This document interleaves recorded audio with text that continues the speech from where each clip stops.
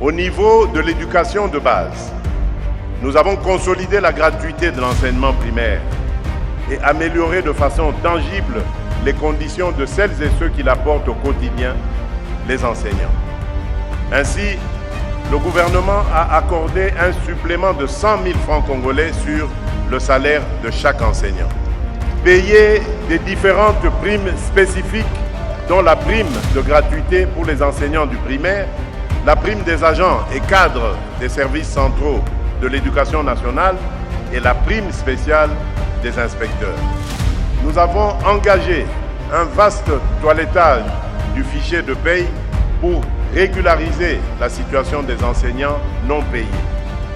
Nous avons mis à la retraite 1100 enseignants du primaire, âgés de 75 à 82 ans, désormais pris en charge par la CENSA. Nous avons également régularisé la situation administrative de 2273 écoles publiques qui fonctionnent depuis des années sans acte juridique, levant ainsi les obstacles à leur mécanisation et à leur budgétisation. Nous avons également élaboré un statut particulier du personnel enseignant, alignant leurs droits sur ceux des agents de carrière de services publics de l'État. Dans le même esprit, nous avons investi massivement dans les infrastructures scolaires.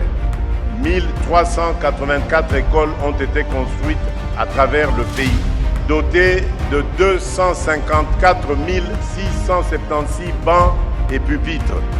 Plus de 80 espaces temporaires d'apprentissage ont été installés pour les enfants déplacés par les guerres ou les catastrophes naturelles, afin que l'école les accompagne même dans l'épreuve.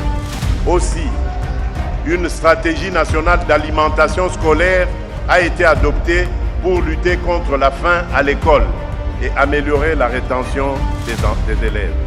Notre ambition ne se limite pas à l'accès, elle vise l'excellence. C'est dans cet esprit que nous avons lancé la refonte des programmes, adopté une stratégie nationale de formation continue pour les enseignants du secondaire et engagé la rationalisation des bureaux gestionnaires afin d'instaurer une gouvernance plus lisible, sobre et performante du système. Je veux également souligner un motif de fierté nationale. Notre pays est l'un des premiers en Afrique à avoir mis en place un système de correction de l'examen d'État basé sur les technologies modernes et l'intelligence artificielle, ainsi que le lancement du diplôme électronique sécurisé par la technologie blockchain, renforçant la fiabilité des résultats et la lutte contre la fraude documentaire et assurant aussi une meilleure reconnaissance internationale des diplômes. En 2026, nous franchirons une nouvelle étape. Dans le cadre du PDL 145 territoires et de ses programmes complémentaires, le gouvernement prévoit de construire plus de 1000 écoles supplémentaires.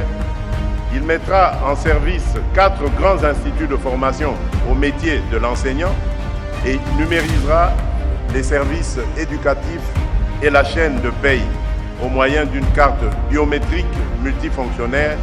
Enfin, déploiera à grande échelle l'enseignement à distance. Ainsi, la gratuité prend tout son sens. Une école accessible, mieux équipée, mieux encadrée, plus moderne.